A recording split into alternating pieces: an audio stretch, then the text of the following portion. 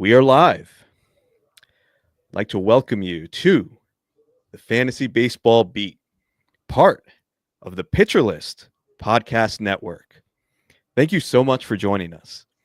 My name is Torres. I'll be your host today. This is a new chapter for us here at the Fantasy Baseball Beat. This is our first episode as part of the Pitcher List Podcast Network. We're so grateful to be here and for Nick Pollock to give us this opportunity to be part of this great platform that he's created. For those of you who have listened and who have supported us during our time with Triple Play Fantasy, I do want to say thank you. For those of you tuning in for the first time and who maybe aren't already familiar with the show, I just want to take a few minutes to kind of give you an overview of what you can expect from us. So the goal of our show is simple: provide you with informative, insightful, and entertaining fantasy baseball analysis. Part of the way that we do that is we interview MLB beat writers and insiders, and we ask them questions through a fantasy baseball focused lens. We also, and I say we, me and my co-hosts, we try to give you our insights and analysis on the fantasy game, with our goal being to help make you a better fantasy baseball player. So let me tell you about my co-hosts. Let's start with Mike Carter. You may know him from Fantrax and Rotoballer. He's a writer over there. He's been my partner in crime since the beginning of this show. Aside from having the worst Twitter handle ever created, Mike is known for his work on bullpens. He's done a great job for a long time writing about bullpens and everybody's favorite category, which is saves. So encourage you to check out his work, and I think he adds such important analysis to this show. My other co-host is Dave Funnel, whose Twitter handle, let's be honest, it's almost equally as bad as Mike's. But Dave is also a writer at Fantrax, where he focuses on tracking player injuries and helping you stay ahead of your competition with his insights on the latest injury news. And as for me, I don't write anywhere. I will say, though, my Twitter handle is much better than my co-host. At least I think so. But my role here is to steer this ship. I think my angle is providing more of like a high stakes fantasy baseball angle, which I play a lot of, and proud to say that I've been successful in. So any opinion that I give on here, you can be assured it's going to be well researched, and it's going to be backed up by having some skin in the game, so to speak. Lastly, I do want to note that one thing that makes us unique is that we incorporate some non-baseball topics into our show every week. So we have a segment that we do at the end of every episode called the Mental Health Minute. And during this segment, we discuss strategies that we are all using to maintain our own individual wellness. And the goal of that is we just hope that some of these tips can be of benefit to you as well. So whether it's fantasy baseball information or some of the non-baseball stuff that we discuss, we hope that you walk away with at least one thing that adds value to either becoming a better fantasy baseball player or just life in general.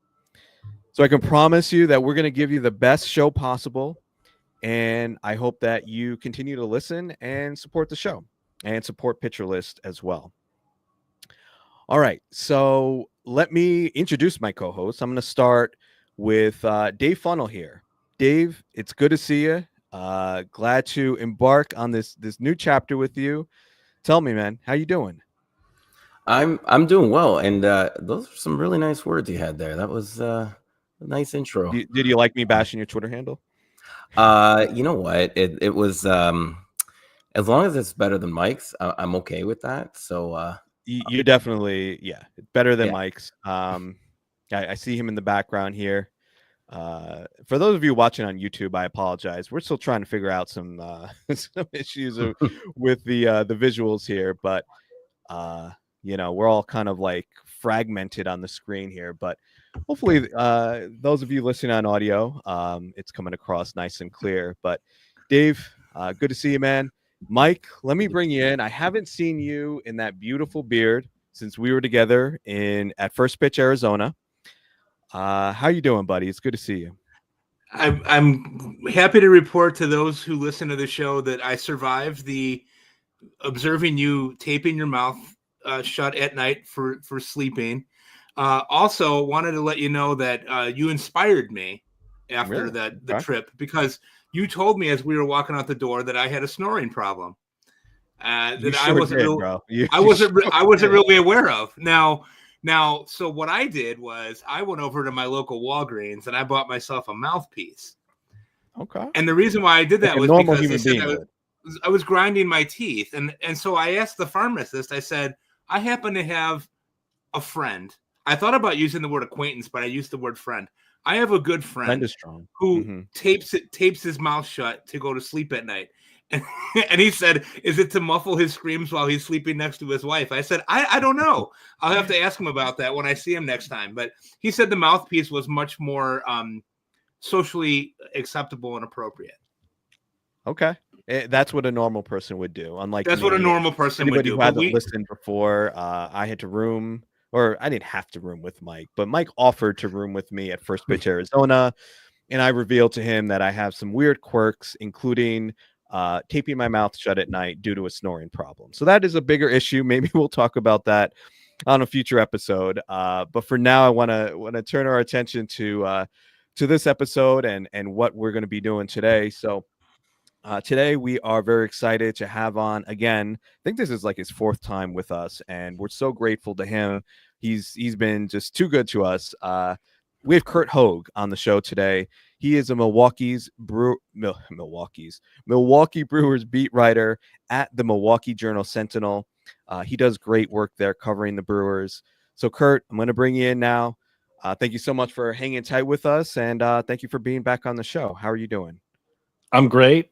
I am here to report too that sometimes my mouth gets taped too, but normally it's in the clubhouse when the players are just sick of me. They slap some duct tape. No more questions from you. Right. Okay. Is there anybody we need to know about in particular who is doing this to you? I mean, we might need to. Well, he's been gone for a couple of years. There's no tape here, but Okay. my ongoing friendly feud, it was always with Rowdy, which I can see that. if you've seen interviews with him, that's no surprise. That's just how he operates with his teammates too. But who knows? Maybe the Brewers will bring him back on a minor league deal or something. He's out there. He is out there, and yeah, he is just a fun player in a lot of ways. So let's talk about some of this offseason coming up for the Brewers here, and some of the moves that we could expect them to try and make. I mean, I'll be honest, Curt. I know you cover the team, and I don't want to be like overly negative here, but when I was looking at this team's roster and looking at their projected lineup, I know it's still early in the offseason, but it really stood out to me. Like, this team's got a lot of holes to fill. You know, this was a team that I don't think a lot of people expected to be as good as they were last year. They end up winning 93 games, winning the NL Central. So, I mean, it was smashing success, especially relative to expectations last season. But now they lose Willy Adames. And I just see a lot of question marks. So my first question to you is, who are some possible names that you could see them targeting, whether it's via trade, free agency? Like, where do the Brewers go the rest of this offseason, in your opinion? Yeah, that's how the Brewers roster kind of looks every year going into the season. Like, they'll probably still open the year as the favorites to win the National League Central. I would think, just because of the way the other teams are like shaped right now, unless the Cubs make a bunch of moves, which they don't seem to be super eager to do either. So, like, you look at the roster, you look at the lineup specifically, and you go, yeah, like, how is this gonna work? Who's gonna play third base? So, and that is the big question, is who's gonna be the third baseman. Now, it doesn't necessarily have to be a third baseman, because the duo of Bryce Terang and Joey Ortiz will play two of the three premium infield positions, and then the third guy probably is not in the organization right now, unless it's gonna, if it is in the organization, it's gonna be Oliver Dunn, and that's probably not an ideal contender move. So, with the way the Brewers are structured, with the way they operate, this is going to be a tight budget winter. You can kind of see it playing out. They're not going to stretch much. They don't have a lot of room to operate within. Part of the reason for that being like the Rhys Hoskins contract is on the books for this year as well, $18 million. So they just don't have a ton of wiggle room financially, which means it's going to be a trade. And the Brewers they're probably going to be a trade, I should say. And the Brewers are always operating in that sphere pretty heavily, like they were in on Garrett Crochet. Ryan McMahon's one name that comes to mind, because they're not going to be the team that pays for Alex Bregman. Who knows? Maybe they go sign Ha-Seong Kim and they win those relative sweepstakes. So that is the one hole that needs to be filled. But no matter what, Joey Ortiz is still probably going to be an everyday player at shortstop or third base. So from like a fantasy perspective, his role is not going to be too influenced by what the Brewers do this offseason. Obviously, Bryce Terang is going to be an everyday player as well. Mm-hmm. Curt, the Brewers had one of the better bullpens in the National League last year, and that was really a key to their success. And obviously their leader is Devin Williams at this time. Do you think that there's a decent chance that he gets moved this winter? And if so, do you think that Trevor McGill is the heir apparent there? Yeah, really good chance he gets moved. The relief market this offseason is kind of interesting to look at because there's so many names available and a lot of really good pitchers too. So you could see, the market for Williams being diminished somewhat because there are teams out there like the Red Sox that they'll just go pay Aroldis Chapman a really high number instead of giving up the prospect capital to go get someone like Devin Williams. But ultimately, it seems like this will head in the way of a trade at some point, whether it's a team like the Yankees or the Dodgers or the Phillies. Williams is still, if you consider him, on the market, he's probably the best reliever available. And this is how the Brewers operate. They can trade from their strength, which is their bullpen, and use that to fortify somewhere else. And this is kind of how they continuously outperform what we think of their roster. So yeah, in terms of how the bullpen's going to look, Trevor McGill's the guy. If Devin Williams is gone, I mean, he proved it last year, kind of I guess he was a name that was mentioned in that contention for when Devin Williams went down, who's going to step up. But Abner Uribe was kind of the sexy name. And they have like Payamps had a little bit of experience in that role as well. Elvis Peguero got some mention too. But it was Trevor McGill who stepped in like pretty seamlessly and was really good throughout the year. And the Brewers seem to have gotten the most out of him. But beyond that, there's still some other guys that could be in the running. Brian Hudson, I know it was a rough end to his season in terms of like he was sent down because the Brewers didn't like his stuff and he never came back up. But that's still a name that if it's not going to be McGill, would probably be pretty high in the pecking order. But yeah, it's McGill, and with the way he pitched last year, he would get a decent amount of runway as well to have some bumps early in the year if that's what ends up happening. Curt, if you had, just to follow up on that, if you had to put like a percentage likelihood that Devin Williams gets moved, where would you put that at right now? I would go 70-30 that he does. Got it. Okay. Yeah. Anywhere from 65 to 70 that he gets moved. Mm-hmm.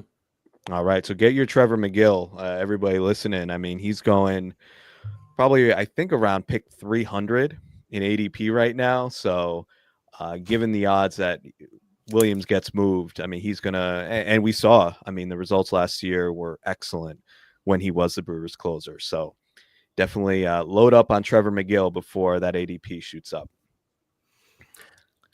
Another big story this offseason is the health of two potentially big pieces in Christian Yelich and Brandon Woodruff. Do you have any updates on how they're doing and how you think they'll be? The timelines are going as expected. And with both of these guys' injuries, that's really all we can look at until we see them physically running, moving, throwing, playing games in spring. We don't really care too much about spring training, but we do care about how these guys look, not necessarily the stats or anything. But Christian Yelich, that back injury has been has really just thrown a wrench, honestly, in his last 5 years. Like the trajectory of his career has been significantly impacted, as well as the kneecap that he broke. But the back has flared up consistently, and it got to the point where it was like he's got to get this surgery, and there's a nerve issue involved. Well, and if you know someone or you have back problems yourself, you know that it's like there's no certain guaranteed timetable or recovery or like percentage that he's going to get back to full health. The Brewers hope that he will. There's a chance that he does. That's why he got this surgery, but we just won't know for sure. But the thing is, like, when he's been healthy, he has the last 2 seasons we've seen him play at maybe not MVP level, but like top 5 MVP, all-star. He was an all-star starter last year. So you're getting really good production. Maybe he ends up playing the field less. Maybe he doesn't run as much on the bases. Those are some possible ramifications of that injury. But like the production is still impressive when he's healthy. And then Brandon Woodruff, it's a shoulder. That I don't know what more I need to say. Like we'll need to see what the velocity's at, and like how's it coming out of his hand? How's the secondary stuff? I think back to Aaron Ashby. He's another name that's in the mix for a starting role this year. It took him about 18 months and a move to the bullpen in AAA, where he had like a not ERA in the 9s as a starter, to ultimately where he could like just really let it rip. And the velo jumped, the stuff ticked up significantly, and he was like one of the Brewers' nastiest relievers down the stretch. But it took him a really long time to do that. And so again, not saying that's exactly how it's going to go for Woodruff. His timetable is shaping up better to be like fully healthy for spring, but we just don't know. And so that's maybe the biggest storyline of Brewers spring, even more than Yelich, is how hard is Brandon Woodruff throwing the ball? How is his bounce back? How is his recovery? Like, is he getting the ball every 5th or 6th day? Those are the things that we're going to have to be paying attention to. Yeah, and I know they're talking about maybe even not even a starter. He might even be relief. Do you think there's a chance that he would start the season in relief, or is this? I think they'll take every opportunity they can to start Brandon Woodruff. Yeah. That's sort of how the rotation, like you line it up right now, and you not only need Brandon Woodruff to start, you need Brandon Woodruff to start and be good. And with the way that pitching pricing is and the way that the Brewers operate, like in the pitching market as well, I ain't going to be going out there and re-signing Corbin Burns, if you know what I mean. Mm-hmm. Curt, you brought up Ashby. That's a guy that it really has seems to have a bright future. He's battled some injury problems, and 2 of the guys that I'm really interested here in are Ashby and DL Hall. I'm wondering if you might be able to speculate a little bit on what you think their roles might be coming into next year, since both had success in the bullpen, but both are christened as starters in their history. Yeah, I really thought Aaron Ashby, they were just going to run it back as a bullpen arm because it was so nasty when he came back. But the Brewers' intent is to give both these guys a starting opportunity. And if you look at the way it lines up right now, you've got Peralta, you got Woodruff, you got Tobias Myers, you got Aaron Savali. Unless they trade him, he's on the hook to make about $8 million. And with the way, again, the pitching market is, maybe they dangle him somewhere later in the offseason. But that leaves you with one rotation spot if everyone's healthy for either Hall or Ashby. And it's probably one of those 2 guys because the other names the Brewers have are younger and inexperienced. So out of the 2, my guess, my gut instinct would be that DL Hall would get the job. Aaron Ashby's stuff is nastier. His velo is greater, but part of me is like, they just keeps thinking about the fact that they acquired DL Hall as a starter for Corbin Burns, and they want to see that play out a little more because he was hurt last year. So maybe that sample that we got of him as a starter wasn't super great. And you've seen Aaron Ashby have elite potential in the bullpen, a multi-inning role, late inning role. He could do a variety of things. So ultimately it's like who probably looks better in camp, and that's hard to say because both of them honestly looked pretty bad in camp last year. So I have no idea how that's going to shape up, but I would guess that DL Hall might get the nod, even if I think Aaron Ashby is a nastier, maybe better pitcher. Mm-hmm. That totally makes sense. So I'm going deep here. All right. So I play in a lot of these Yes. Yeah. 50 round drafts that are Yes. you're picking 750 players. Actually, by the way, I'm in a draft right now with I know it's not like that uncommon of a last name, but there's someone with the last name Hogg. I just want to double check. Is that you or There is? No, Yeah. it's not. Not that I know of. okay? All right. Yeah, I saw that look right into that. before I went on. I'm like, huh, that's a kind of No, an I don't. odd coincidence. Who are they? Yeah. I need to get in touch. There's not a lot of us. Yeah. But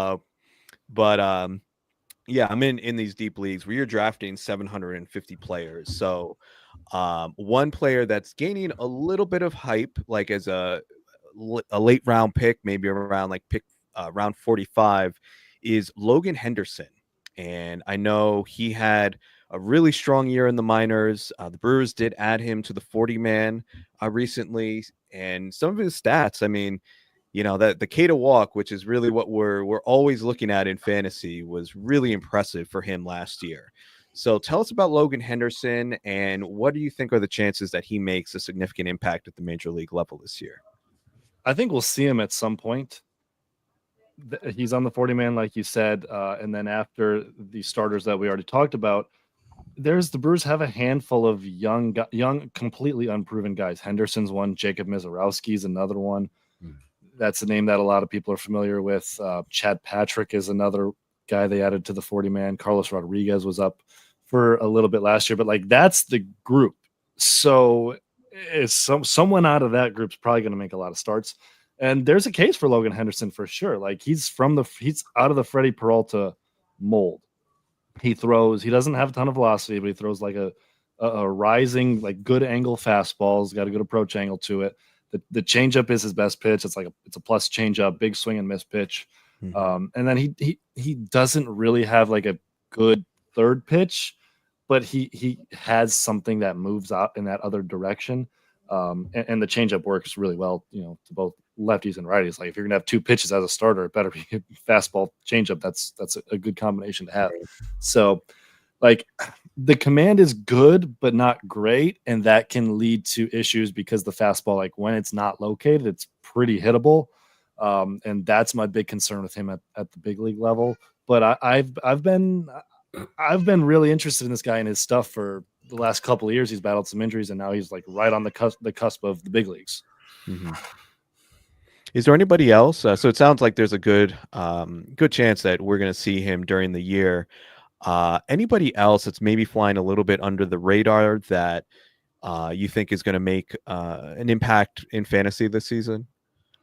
Yeah, are you talking about like on the big league roster, or maybe like they haven't popped up yet? This is how the Brewers operate. Yeah, of course they got guys that no one knows about. Right. Like Yeah, Tobias Myers.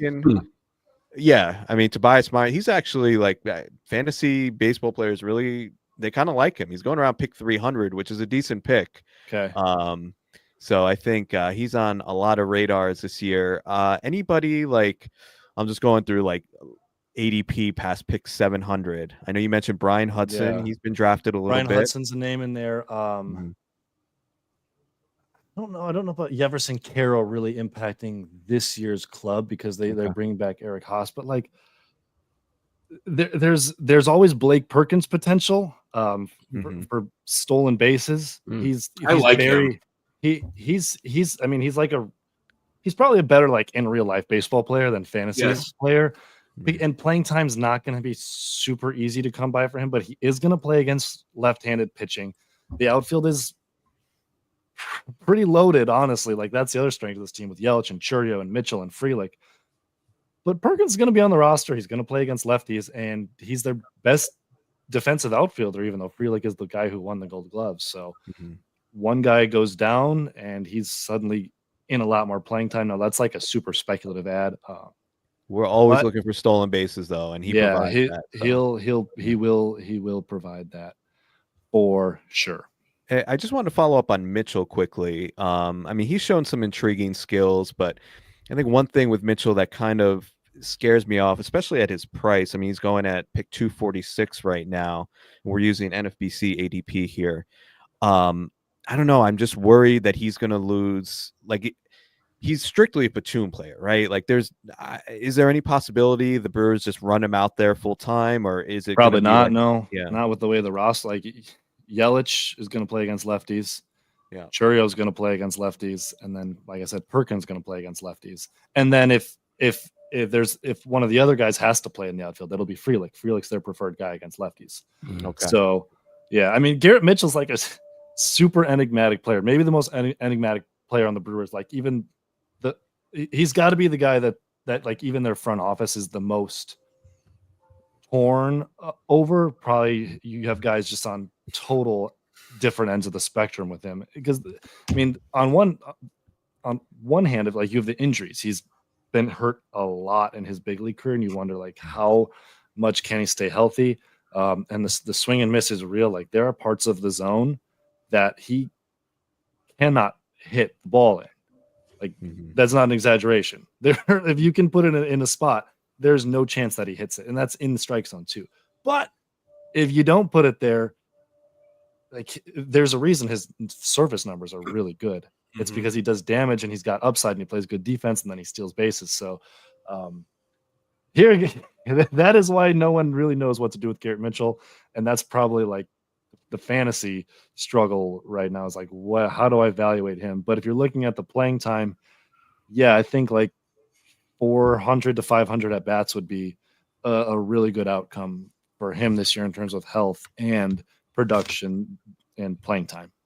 Right. Yeah, it just feels like there's a lot to pay off his current price in drafts. Like, there's a lot that needs to go right. Like, he needs to stay healthy, which has been an issue. He, like, his upside is already capped because he's not going to get full-time PT. And then, we've seen him go through these prolonged like slumps, and there's a lot of swing and miss in his game. I mean, I'm just looking now.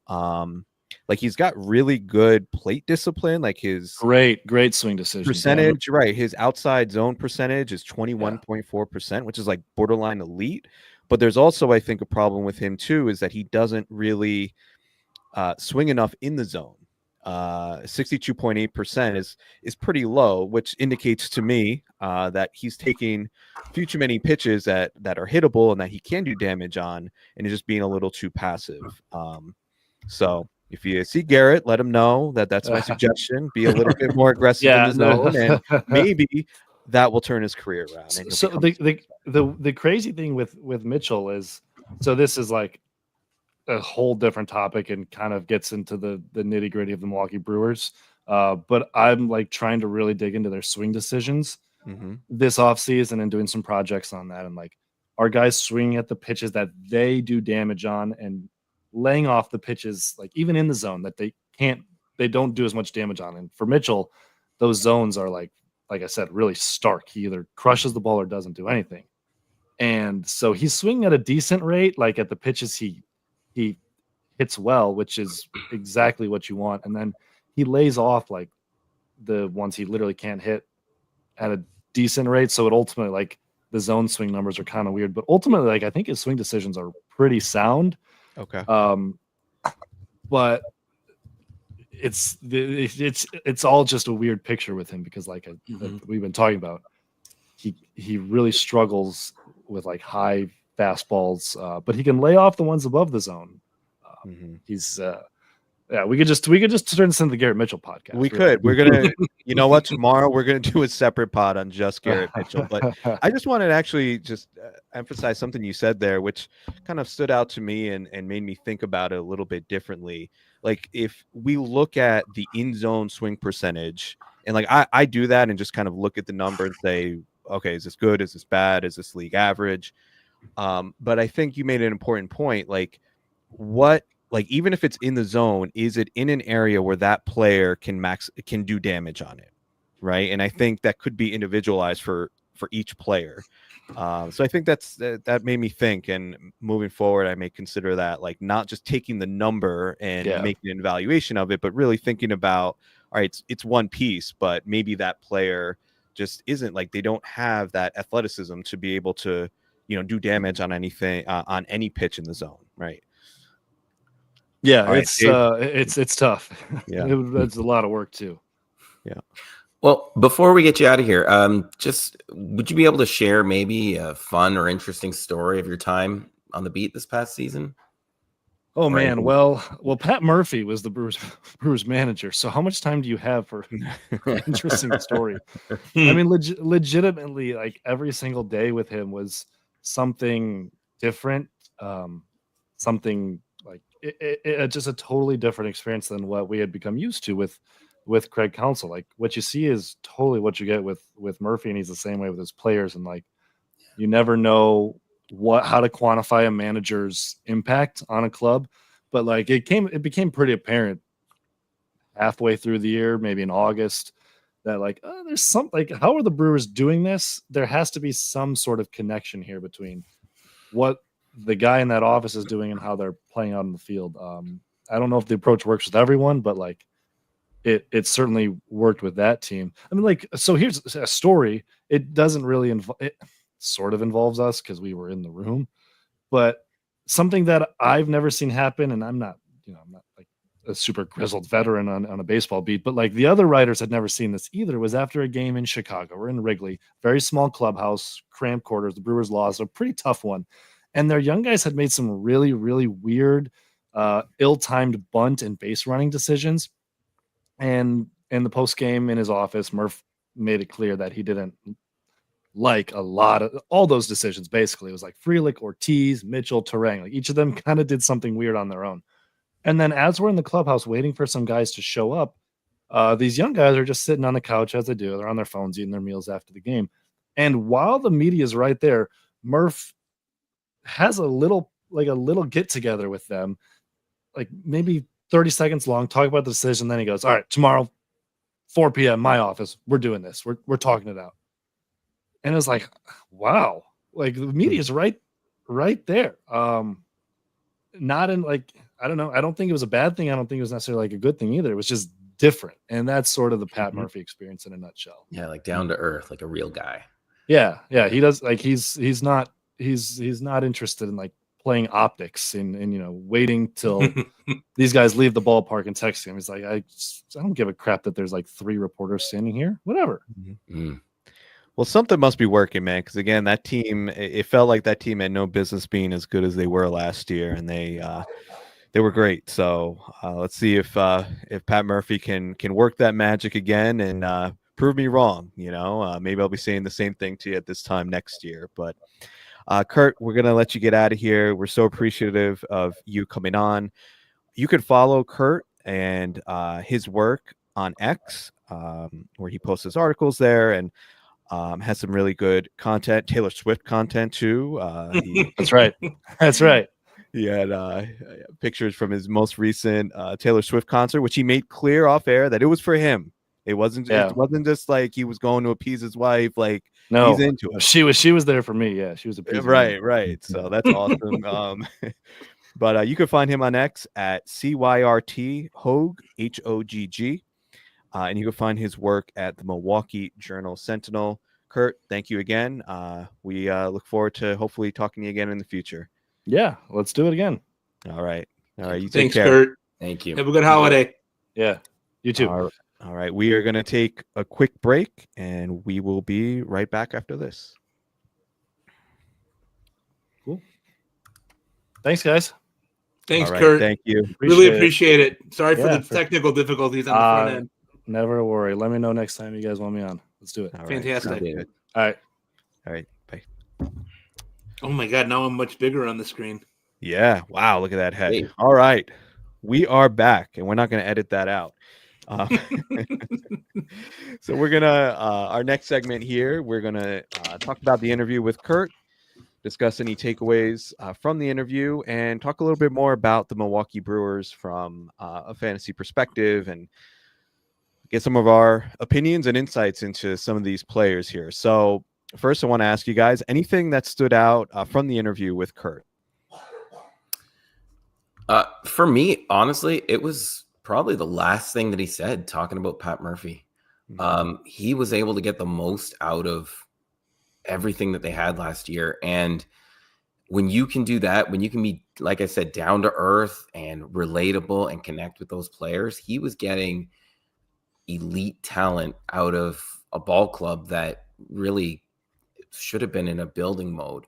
So I'm pretty impressed with him, and I think like they're on a great path. And yeah, when you can do that, then I think that they're going to take their next step this year pretty much everywhere. I like them a lot, actually, like you said earlier, to win the division. They seem like the best team right now. Okay. Mike, what about you? Anything that stood out to you from the interview? Yeah, a couple things. I mean, I think the first thing for me was really the talk of Garrett Mitchell. I don't understand the love that a lot of people in the fantasy community have for him. I just don't see the path to playing time for him the way that other people do. And what Curt said about his zone swings was really telling. I think that's a real interesting part of it. I also wondered if Garrett Mitchell would be willing to take that advice from you that you were so willing to give if he knew that you were threatening to show up in Arizona in a Grimace costume. I'm guessing that he might consider the source on that one and figure out that that's something he didn't want to do. The other thing that I think is really interesting too is the idea of trading Devin Williams. And Chris, you and I had talked a lot last year about Trevor McGill, and that ended up being a good pick for a lot of people when Williams went down. I'm not so sure that they should trade Williams. I don't know what they would be looking for to get in return, but I think that there would be a real live market for him. I think he's the best in the biz, honestly. So I think that would be a real interesting thing for them to do, to see what holes they could fill by trading the best closer in baseball. Mm-hmm. Yeah, I'm totally with you on Garrett Mitchell. I don't understand it. I haven't considered him in any of the drafts that I've done to this point. So I didn't really know what his ADP was, because he was just kind of like off my board. And at 255, I don't get it. I mean, this is a 26-year-old player who, he's been good in spurts, but like I'm not seeing some like huge ceiling here. Like I said, the upside is already capped, because he's not going to get full-time PT. And there's a lot of, like, he's a huge risk to your batting average. Like, I just see players going later that are like platoon guys that will probably be pretty similar and carry the same amount of risk and upside. So I'm totally out on Mitchell. And that stood out to me too. Curt just talking about him, and like even Curt didn't seem like that enthusiastic about him heading into this year. So not about it. Another player that I'm really not about, and I wanted to get your opinion, Dave, because you're the injury guy. You're following all this stuff closely. So you've had to talk about Christian Yelich quite a bit, I'm sure, in articles and things like that. Like, he's a guy who we've always kind of had this concern with these back issues, and now it seems like they're progressively getting worse. He's getting older. He's going around pick 120, which is another like kind of puzzling price for me. I understand like he was really, really good when he was healthy last year, but I really worry about him. Just, I mean, anybody who's had back issues can tell you, like, that's not something that just goes away, right? And even if, let's say, he stays healthy for the most part, do the Brewers kind of like limit him a little bit? Is he not like an everyday player so they can keep him healthy throughout the season? I just see ways that this can go bad. So I'd be interested in your take, Dave, though. Like, what do you think about Yelich at that price? I am worried too that he will be. I am worried because it's something that's plagued him for his entire career. He's had these problems even back in the minors. So he had the surgery. The good news is that he had the surgery earlier in the season, and he did it with the purpose of being ready for this season. So he had it early on. He's hopeful that he's going to have a normal offseason. They say he's on track. They say he had this to hopefully get rid of the symptoms and relieve him. At that pick, I'm still worried just because I still like having players that I know I can count on. That being said, I know he only played 73 games last year, but the 2 years before, he played 154 and then 144. That's pretty good. And even the year before that, it was 117, which is okay. I think at that price, I'm in. I think I could take a gamble on that. I would be worried making that pick, and I would really have to have had, be really confident in my player's pick before. I think I like it, but man, I need to know. We need to get closer in order to for me to take that leap. If I had to draft today at that pick, I think I would, but I wouldn't feel great about it. Yeah, this is my advice to you, Dave. I'm looking at your face on the screen.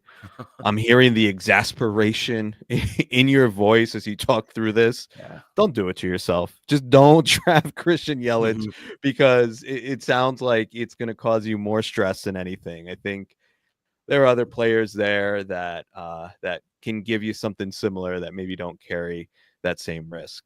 Yeah. I'd feel a lot more confident with others that I know will at least play. But Right. man, if he does stay healthy, it's always that big if. If he does stay healthy, he's going to produce. But Yeah, I'm okay. I'm okay missing out on it though. Like, I don't think there's any scenario where next year we're taking Christian Yelich in the first 2 rounds. Like, I'm not afraid like I'm gonna miss out on something like that.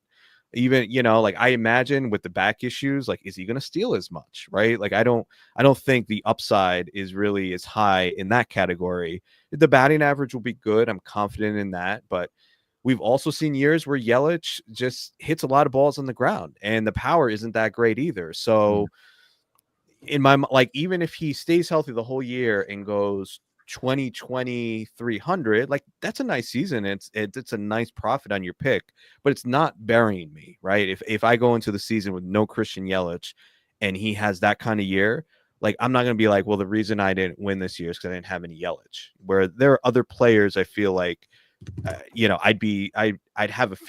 feel worried about not having any exposure to. Mike, let's go to another Brewers outfielder. I wanted to get your opinion on someone who's going in the early second round, someone who, was a hotshot rookie last year, #1 prospect in baseball, and especially in the second half, really lived up to that pedigree, and that's Jackson Chourio.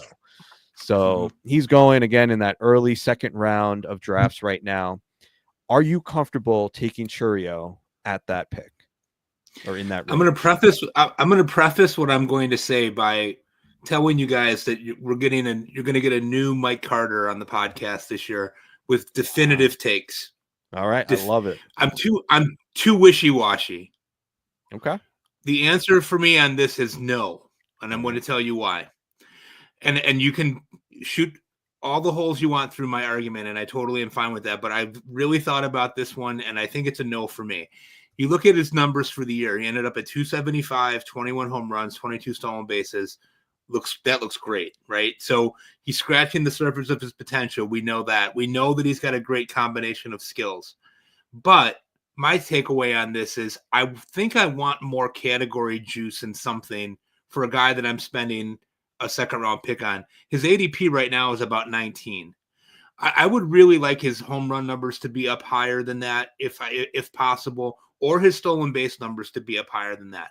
I think that there's a potential for more steals than there is power at this stage of his career. I mean, I think he's going to be a superstar. He already is a superstar, but there's other guys that are going around that pick that I feel safer taking in this situation. Guys like Bryce Harper, guys like Jarren Duran, who I'm in on, Freddie Freeman, Ketel Marte. I think I would take those guys before Chourio just because I feel safer, and I want to feel good about that pick in the second round. I think with Chourio, it might be a year too early for him to be going as high as he's going. I love it, man. I love this new Mike Carter. He's just there. He's just firing takes. No wishy-washy takes from Mike this year. And I'm with you, man. I'm with you on Chourio. Now, he's probably someone. Remember, I was talking about Yelich. Like, I don't think he can really beat me. I think there is like a small chance. Like, I kind of want one share of Jackson Chourio in case like he's that good that like this is the year he becomes like a top 5 overall player. But I think that is not that likely to happen. Like you said, at this stage of his career, let's not forget, he's only 20 years old. He's going to be, Right. let's see, when does he turn 21? Turns 21 in March. He's a young player, right? And I agree that he is going to be a superstar, but I think we're already kind of projecting that to be the case. And we might be getting a little bit ahead of ourselves with that. So I'm with you. I also see I was on the clock in a draft and I had the choice of taking Churio there, and I wasn't crazy about some of the other options that were available. But what I ultimately decided, I went a different direction because one thing I like to do in a draft is compare like underlying skills. And I know a lot of people do this, so this is not like some mind-blowing strategy, but yeah, I like to look at, are there similar enough profiles at different points in the draft? And with Churio, like you're not getting you're not getting 60 steal upside, right? Like he's not going to be Ellie De La Cruz. I don't think he's all of a sudden going to hit 40 home runs. Like nothing in the skills at this point indicates that that's like going to happen this year. Maybe in the future, but like I don't want to put my money on it happening this year. And if I'm looking at a guy who's going to go probably like 25, I'm okay waiting a little bit and taking, and some may disagree with this, but like Lawrence Butler. All right. I know not the same caliber of prospect, right? But the skills, if you boil it down just to the underlying skills that they displayed last year, they're pretty much identical, right? So like Lawrence Butler, there's a lot of helium around him now, but he's going in like the 5th, 6th round. Brenton Doyle, another guy, like a guy we could project probably for, I don't know what it is. I don't have his projection in front of me. It's like 2030, right? So maybe not the same upside as Churio, but close enough that I am okay kind of passing on Churio, filling another need and trying to find that similar profile later. So that's my take on Churio. Not for me this year. No Yelich, no Garrett Mitchell. I hate the Brewers. I hate them. Obviously. So yeah, this team, just looking at them overall, I don't know. Like I think they could struggle, but we will see. They always kind of find a way. All right. We're going to transition away from Brewers talk, and we're going to get into our next segment where we're going to look at some picks so we've talked a little bit about ADP so far, and we've already identified some players that we don't like, but what I wanted to do today is take a look at the top 100 of NFBC ADP. And this is mainly like draft champions. So these are 50-round draft and hold type drafts. So I think they're going to be pretty close to the ADP that you'll see later on. But there is a little bit of nuance with that format.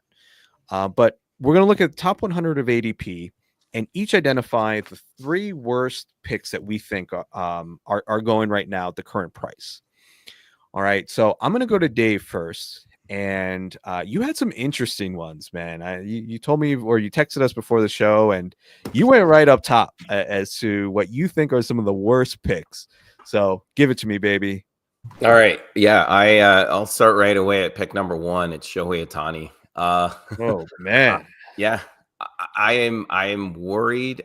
He's had an extensive injury history, and it feels weird going up against Superman here because I don't really know if I have the kryptonite, but he's had so many injuries over the years. And now with this injury, he was on his way back. He was going to start pitching, and then he gets the shoulder injury in the World Series. It's already said that he's going to be delayed. His pitching is going to be delayed. Mm-hmm. He won't be pitching more than likely in Japan. And that's what we know now. And there's still a few months to go.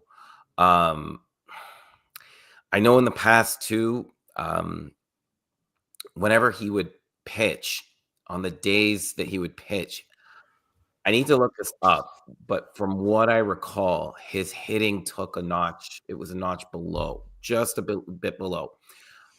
I'd have to look up every single game and check out those stats, but I remember doing that back in the day. I don't think he's going to run as much because of the injuries that he has now and the protection of him to stay in the rotation because they need him. If you're drafting him first overall in most of these leagues, you're using him as a hitter. You're not using him as a pitcher. So for his overall numbers, I think they're going to go down. And it's your utility. I'm not taking him first. If I'm first overall, I am not drafting Ohtani. I'll go elsewhere. Man, you are doubting Superman. I did that last year and I got burned, bro. So more power to you. I mean, but I get it. I get what you're saying. There is, I think, something to that, and something that I probably failed to consider last year was the fact that without him pitching, he could actually just focus on hitting and just, you know, and it didn't matter. Like, he's going to go steal 50 bases, you know, because that's just like what he sets his mind to. But like, he has to be human, right? Like, he can't do everything, can't pitch every 5 days and be as aggressive stealing bases and hit at the same level that he did. I don't know. I'm so conflicted on that, but I totally hear what you're saying. Would you guys take him first overall? You have the first pick. You're on the clock. Mike? Taking him? No. There it is. There it is. He doesn't listen. No wishy-washy, Mike. Yeah. He's just telling you straight out. No. Cranky old man strikes again. That's right. I probably will still take him. And maybe that's silly, but I was so upset not having him at all last year that maybe it's just a FOMO pick. You know, but like, if I'm doing multiple drafts, I'm probably only getting one share, right, at that price. Like, if I get him once, I'm like, okay, I'm cool with Ohtani. Like, I have him, and you know, I'm gonna probably look elsewhere. I'd probably look at Witt if I get the 101 again in another draft. So I think you know, definitely depends. It changes the dynamic a little bit depending on how much volume you're doing. All right, Mike, give me one of yours. Give me one of your worst picks on the board right now. This is a great question, Chris. I really am glad that you came up with this one because it really forced me to look at ADP much more carefully than I had since the season ended. The first guy that I'd like to talk about is Wyatt Langford.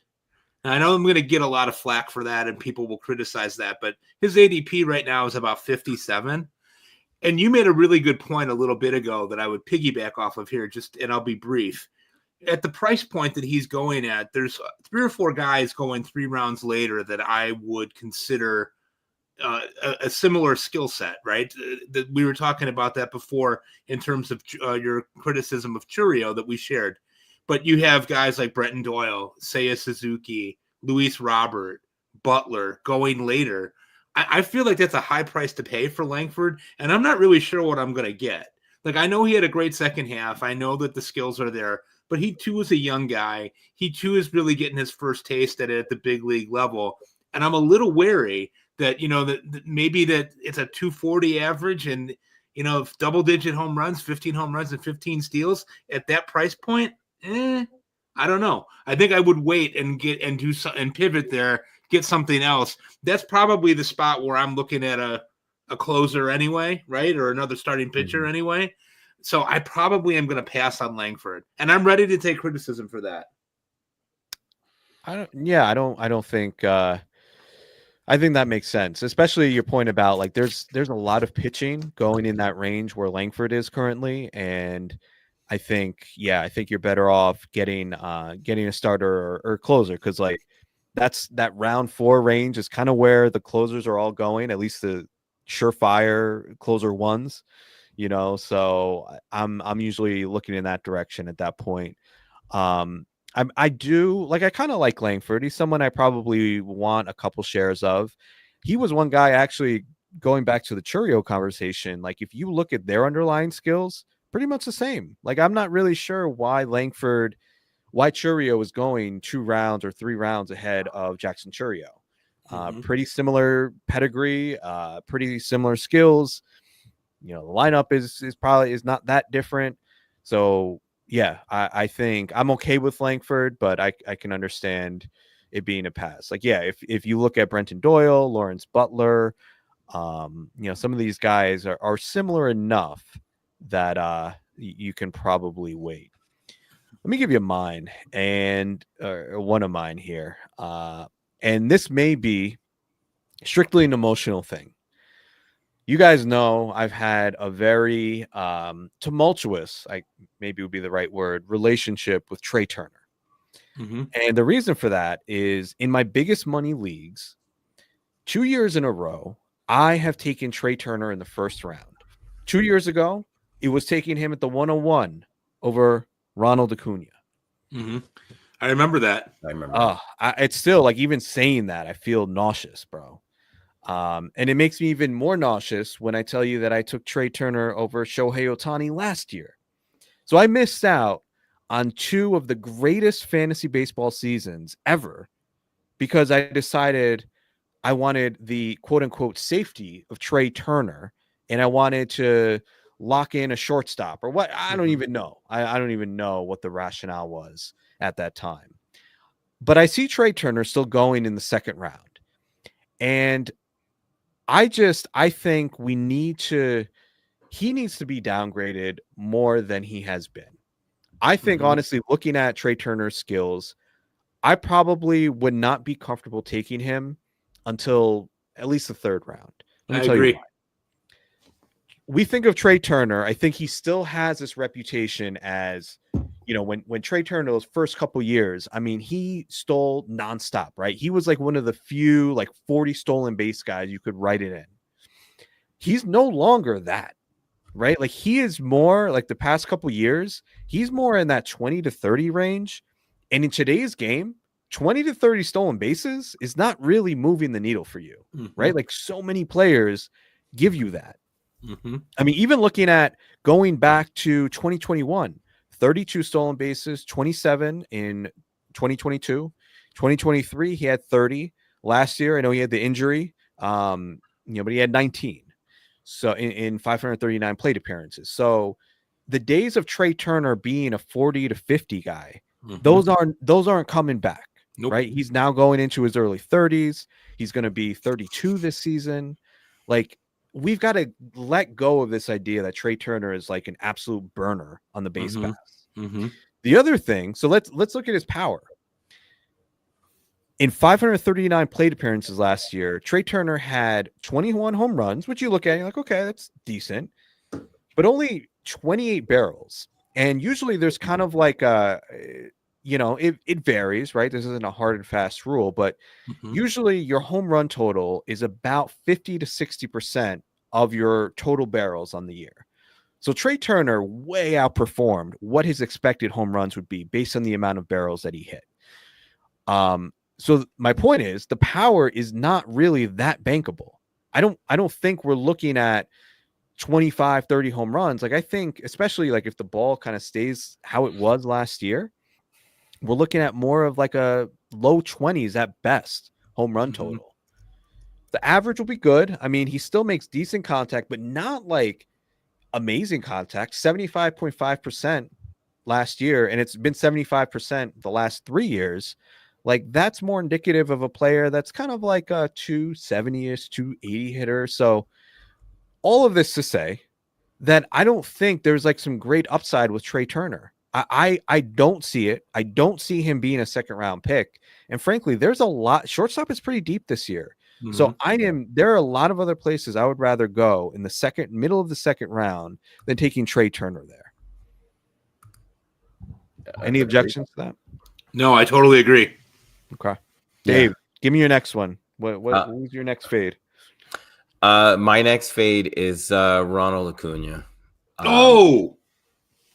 You're not messing around. No, not at all. No, I'm done. I'm done with him at this price because second ACL injury, and he's already announced that he's going to take it slow this offseason. He felt rushed when he came back the first time and didn't really listen to his body. I don't know if he's making excuses or what, but it was just he came out and said he's going to take his time. Anthopoulos said they're going to take time with him. My guess is he'll be back some point in May. But I know last time that he missed the ACL injury, it was 9 months. And the timeline for that is 9 to 12. So he came back 9 months in like a week. For this year, that would be, he would come back in late March if he came back the exact same timeline.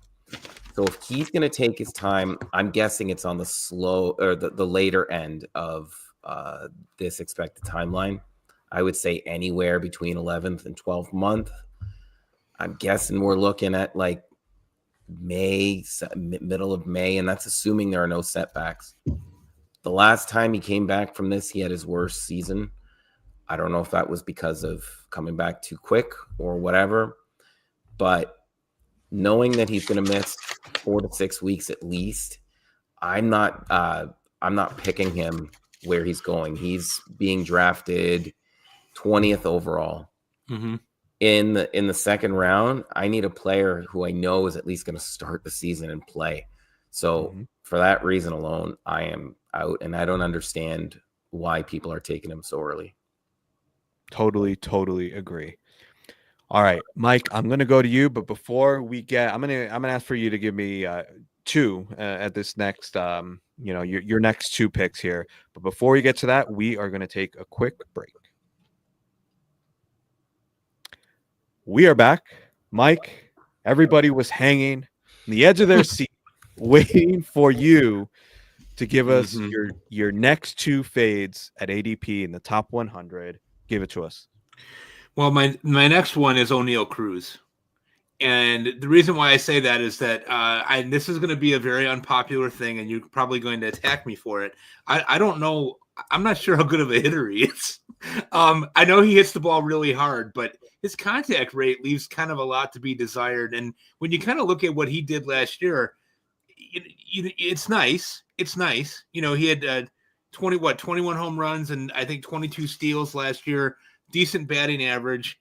Now he's moving to the outfield, but his ADP right now is 41. And I feel like, similar to what I said with Churio before, I have no doubt the guy is a really talented player. He's going to give you double digits in both of those. But again, I'd like to see like one of those be higher than the other. You know what I mean? Like, I feel like I need to get a little bit more juice for the squeeze there. And so I'm not a big O'Neal Cruz fan. I really haven't been. I'm tantalized by his ability, but I don't know. I don't see like a 30-30 thing happening here. And many people will say that I'm wrong, and that's fine. The other one is a little bit easier for me to say, which is Marcus Semien. And he's down at the lower end of that top 100. But this is a guy that everybody really loved, a classic compiler, guy that was going to get 700, at bats every year. But, last year he kind of dwindled a little bit as the season went on. He had 237, but he also shaved 6 home runs off of his total from the year prior and shaved 6 stolen bases off at the same time. He's 34. I think he's kind of starting to slow down a little bit, and I feel like you might have better options that might be able to give you a little bit more of what you're looking for at second base than Semien. When the slope comes for him, I think it's going to be hard and fast. Okay, so I'm with you on Semien. I am terrified of fading O'Neal Cruz this year. So in the second half, now we know O'Neal Cruz had that ankle injury. That cut shorter. He missed most of the 2023 season because of it. So I think for O'Neal Cruz, it probably took him some time to kind of get back into playing shape and really become aggressive again on the base pass. In the second half, in 255 plate appearances, O'Neal Cruz had 15 stolen bases. After, I think, earlier in the year, I think he finished with 21. So most of his stolen base production came in that second half. So that indicates to me he was finally feeling healthy. That ankle was feeling good. I just look at two things with Cruz. If he's going to be aggressive on the base pass, and so I've got that box checked. And then I look at the quality of contact. Do you know what his max EV was last year? It's probably really high. Really high. 120.5. Like Giancarlo I was going to say Stanton 120, 122. Yeah. That's what I was going to say, somewhere in there. And I mean, if you look at everything, the hard hit rate, according to StatCast, was 56%. Barreling the ball 12.7% of the time. Probably needs to lift the ball a little bit more. I don't like that ground ball rate being at 51%. But still, man, when you're making that quality of contact, I understand there's swing and miss there, but it's, in my opinion, it's like the Ellie De La Cruz thing. Like Ellie De La Cruz doesn't have Ellie De La Cruz's contact rate is 66%. Right. But we're not really worried about his swing and miss because he hits the ball so damn hard, right? That's going to give you a certain floor, I think, as a hitter, in terms of your average. So I really think Cruz can be a 30-30 bat pretty easily. And I could see him being a guy we're taking, first round, like late first round next year. I wouldn't be shocked. Yeah, I can see that. And I think the thing that when I was looking at it, Chris, to kind of, we're grasping at straws a little bit here, being nitpicky, right? The guy's obviously an incredibly talented athlete. He's got one of the highest bat speeds in the game right now, right? But if you go back to 2022, he had 200 fewer at bats and he had 17 home runs in that time, and he had 21 last year. He stole 10 bases in 22. He stole 22 last year. To your point, I think 15 of those were in the second half last year. So that could be an indicator of the improved health. But does that give you any pause, like looking at from 2 years ago, and then adding 200 at bats and only popping 4 more home runs despite the blood red StatCast page? No. Nope. Okay. That's fair. That's it. Fair. I mean, he's not a guy just given the profile. Again, like thinking about like if you're drafting a lot of teams and you're kind of building a portfolio, I'm not going to say O'Neal Cruz is someone I'm going to get 75% of in the third round, because there is a volatility to that profile. Absolutely. But is he someone that I want to make sure I have some exposure to? If I'm doing 10 drafts, I probably want him on 2 teams, like 20%. Sure. So, I think he's someone that I do think has that upside to beat you, so to speak. I'm going to give you 2 of mine quickly here. Just want to be cognizant of all of our time. We're going to try for anybody just moving forward. We're going to try to keep these to about an hour. So I feel like that's a kind of a good sweet spot for a podcast. So we're getting close to that mark. So we'll speed things up. 2 of my fades that I feel really, really confident about fading. Number 1, Mark Vientos. A lot of people are in love with Mark Vientos right now. He's pulling up his ADP. He's going around pick 80 right now. And wow. That's high. I think, 84 in the last 3 DCs. I think there's a little bit of a playoff tax that you're paying. I think a lot of people like what they saw from Vientos. There's a lot of Met fans on fantasy baseball Twitter. Honestly, I think there's like something, I don't know. I feel like that there's almost like there used to be like a Yankees bias. I wonder if there's like a little bit of a Mets bias here, because Vientos is a nice player. Don't get me wrong. And I, as a Met fan, I'd love to have him on my team. But in fantasy, he's a complete zero in stolen bases. Like he's going to give you nothing there. Yeah. He's also, I think there is a lot of batting average downside. He's a guy with a lot of swing and miss. His contact rates are in the 60s. I'm sorry, I'm just pulling this up here. I want to give you the right number. So 68% overall contact rate, a 16% swinging strike percentage,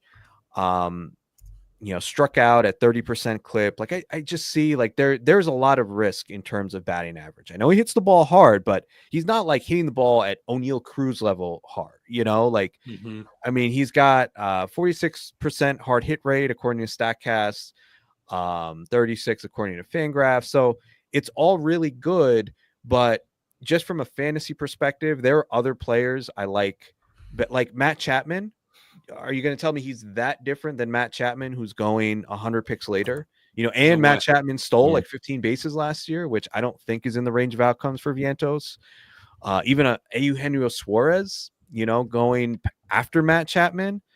Is he going to be that much worse than Vientos? I really don't think so. So I'm hard pass for me, Mark Vientos in the top 100. The other guy that I want no part of is Hunter Green, and he is going, in that same range. Just pulling him up here. I think he's around. So he's a pick 90, and I know he came back healthy. He had the injury and he missed some time, and then he had like 1 or 2 starts at the end of the year. I'm terrified, man. We saw how, and maybe I don't know if this is scientific or not, but like we had that chart of pitchers who throw like 98 and above last year. Mm-hmm. Every single one got hurt, right? And I just think he could be a ticking time bomb. I know last year, like he outperformed his ADP. He had what many would consider to be kind of like a breakout. But if you look under the hood, there really wasn't anything significant that changed for Hunter Green. Like I'm not looking at like some major step forward he took in terms of his command or his swing and miss, or if anything, that went backwards. So I think, he was very fortunate on batting average in balls in play. He was very fortunate with only a 7% home run to fly ball rate in Great American Ballpark. Those things are going to regress. So again, I don't think there was this big breakout that a lot of people thought happened last year. And on top of that, I think he's a ticking time bomb, and he's not going to pay off this pick in my opinion. Mm-hmm. Dave, give us your last one. All right, I'll make it quick. He was just outside the top 100, so I'm cheating a little bit here, but it's Tyler Glasnow. I just don't think he's going to pitch much at all this year. I'm worried about his elbow. He had the elbow tendonitis, but really, it could be a tear that's there. We don't know. And it could be one of those things where he comes into spring, he starts throwing, and we see this every April. Once these guys start throwing again, these untreated injuries, they get injured and they're out for the year. So I'm really worried about him. He says he's fine, but to quote Dave McDonald, not everybody, what was it? All managers, they never tell lies or anything like that. The players never lie. So, yeah, I'm out on him at that pick. I don't think he's going to pitch for much longer. I'll get my pitching elsewhere. So, all right. Thank you for that, guys. I think we gave you some good names there to, I think that's so important. And I know there are people who talk about like who are going to be the busts this year, but I feel like there's less focus on like the players that you should be avoiding. That's why I thought this would be a helpful exercise to take a look at like who could be some of these landmines, because when you step on one of those landmines, especially a pitcher, I feel like if you're taking a pitcher in the top 100, you could really like that really can be a big hit to your team, especially if you haven't fortified your staff enough elsewhere. So yeah, I think next, I was going to tell you guys off air, I think next week we'll look at picks 100 through 200 and do the same thing. And I think that would be helpful. So our next segment is we're going to talk about some bullpens, and we try to incorporate this into every episode because we've got someone who knows bullpens inside and out, and who I'm always texting like, hey, who's going to take the role in this on this team's bullpen, or who are some late specs I should take. So, Mike, I did want to ask you a specific question because I think this is an important kind of inflection point in drafts. There is this group of closers going right now, and like this pick 150 to 175 range that a lot of people are taking as their closer too. And I think, I've done it because I feel like kind of have to, but I never feel good about it. And I'm talking about this range where we have like Lucas Erceg, Luke Weaver, Ryan Walker, Kirby Yates. That's a grouping right there that like their role could just like their value could turn to dust, right? Like if the Yankees trade for Devin Williams, Luke Weaver's going at pick 500, right? Right. So right. It could really, really change quickly. And I do have one Weaver share, and every day I'm just like checking the news. I'm just, but as a Yankee fan, I like to have Devin Williams, but you know, I'd be in real trouble if Weaver loses the role, and I wasted a top, 150 pick on him. So give me your thoughts on this group and how would you rank them in terms of who you're most confident in having the role heading into the season to the least confident? Yeah, that's a great question. I mean, and those are all four really interesting type of arms. I mean, I think the one thing that I would say when you think about Erceg and Walker and Weaver is that even if they don't get saves, they're going to provide some value to your pitching staff. And I don't think that the Yankees are going to go into the season with Weaver as their closer. I think you're right about that. I think that they're willing to kind of splash the money around now that they lost Soto, right? So they overpaid for Max Fried. They're going to probably overpay for somebody else now. So we'll see how that goes. I like Erceg the best of this group because I think he's got the cleanest opportunity. I look at Kansas City. I don't necessarily see them signing a big name closer. I say that now they'll probably sign somebody tonight. But the thing I really like about Erceg is what I was talking about with Rick Graham when we were out in Arizona, which is he's really bringing a starting pitcher mixed repertoire to the bullpen. He doesn't have one dominant offering, but he's got four really good ones. So I love the idea that he would remain a closer and not be super volatile. Walker, I think, is going to get the job in San Francisco. I know that Buster Posey said that they're not interested in trading Doval. I don't think he's telling the truth. I think that they probably will trade Doval and open that spot up for Walker. Even if they don't, Walker's the better pitcher right now than Doval. Weaver, obviously, people saw the playoffs. He's getting that playoff spike like you were talking about. He was phenomenal. Just mixing it up a little bit differently and focusing on his changeup and his secondary pitches more was really awesome. And Kirby Yates is the old standby who had a great season last year, but he's also aging, and I don't know what role he's going to get. I mean, I could see him kind of going back to Texas because right now, Josh Boers is their closer. So I think Yates probably ends up back in Texas if I had to speculate. In terms of how I would rank them, I think I would go Erceg, Walker, Weaver, and Yates.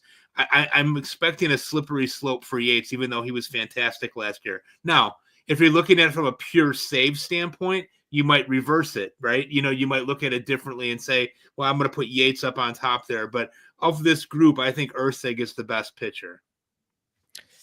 Can you say repertoire again? Repertoire. Are you up in Dave's neck of the woods? Are you like French Canadian or is there a different way to say it that I should be saying it? Dave, say repertoire. I'm a little nervous now, but repertoire. Repertoire. I do say the R, but I guess you could say it again. Repertoire. Repertoire. What is that? I've never heard you with that accent. No, that's how it's said. We're gonna have to agree to disagree on that. You say it again. I want to hear repertoire. You say it again. You gotta say the R, man. No, that is like not New everything. York, right? It's New York I was gonna say not everything has to go through New York. Okay, we're gonna have at least one reference every show to you being an obnoxious New York person. You know us New Yorkers. We it's New York is the world, right? Like there's that picture of there's New Jersey, there's Connecticut, and then it's like all these other places don't really matter. Nah, you were far less obnoxious in person. But I say repertoire, and I think that that's the way that it's supposed to be said. We should put out a poll with the podcast. Okay. Yeah. How do you say this word and Fair give enough. choices? That just really struck me because it was a very strong repertoire. It sounded French, but anyway, nobody cares. I never took French either. I have no idea. So. Yeah. What people really care about is, your take on these bullpens. And you did get me thinking, though, about the Weaver thing. I think that's a really good point about now that the Yankees lost out on Soto, they are going to just, they have other places and they may overpay, whether it's in money or trades, but they're going to just kind of make a splash in other places. And I think bullpen is probably a place they do it. And it was telling to me, they interviewed Aaron Boone at the winter meetings and he did not commit to Luke Weaver as closer. Didn't say he wouldn't be, but he kind of danced around it. So sure. that really that indicates to me that they're looking elsewhere, and maybe they're not going to have as good a lineup, but they're going to try to build the team in other ways. Sure. So yeah, and you could really see him in a multiple inning role, right? I mean, like Yeah. he might not be the closer, but he be a could be this 2 inning kind of fireman guy. 2 inning Yeah. stopper. Yeah, coming Yep. in the 5th or 6th inning when Max Fried blows up. Oh, let's not even get into that contract. Anybody who's listened to the show knows how I feel about Brian Cashman, and let's just say I was not happy with that move. A lot of Yankee fans really weren't. It was not a. It seemed like a desperate move because they lost out on Soto. A lot of money. But that's a whole nother. We could spend a lot of time on that, but it ain't going to be today because I got to get going. And before we do head out of here, we wanted to do our final segment, which again is something we try to do every time, and which we think is super important. We talk about mental health and physical health, just overall wellness, because I mean, first of all, Mike and I work in the field of mental health, and this is a topic that we're passionate about, and something we feel that people should be talking, especially us men. I think a lot of us are reluctant to do that, and I think it's something that we should be talking about more amongst us. So, Mike, well, I'm gonna start with Dave because I haven't heard from you in a little bit. Dave, tell me, especially right now, because a lot of people, given the upcoming holiday, I feel like a lot of people struggle, right? Like there's just a lot going on. People are stressed out, trying to get gifts for everybody and all these events, or it can be people are having a hard time because the holidays, maybe they lost somebody, right? And this is their first holiday without someone who was, a family member, a loved one. It could be a lot of reasons, but a lot of times people can struggle during this time of the year. So Dave, tell me, what are you doing right now to kind of maintain your wellness, keep your head in the right place, given where we're at in the calendar? Well, yeah, it is a tough time for me because I lost my dad a couple of years ago and my mother-in-law, and it's been tough, enjoying the holidays when, those people are on your mind. The good part is that I do have a pretty good family on both sides that we can get together, we can laugh. We'll usually watch some basketball, and this year we'll watch some football, and it's just, you try and make your own memories with your kids as well, and you just try and make the people that you lost proud in what you do. So yeah, we just keep ourselves busy, and yeah, you never forget, but yeah, it's just seeing the people that you love. They always put a smile on your face. So just family and friends. Mm-hmm. Thanks for sharing. It's a big repertoire of oh boy. Oh, you're not gonna live that one down. Yeah. All right, Mike. What about you? What are you doing right now to maintain your wellness? Chris, we talk about this a lot, and you brought it up a couple minutes ago, just about that struggle at the holiday time, and the struggle in schools and for people between Thanksgiving and Christmas is very real.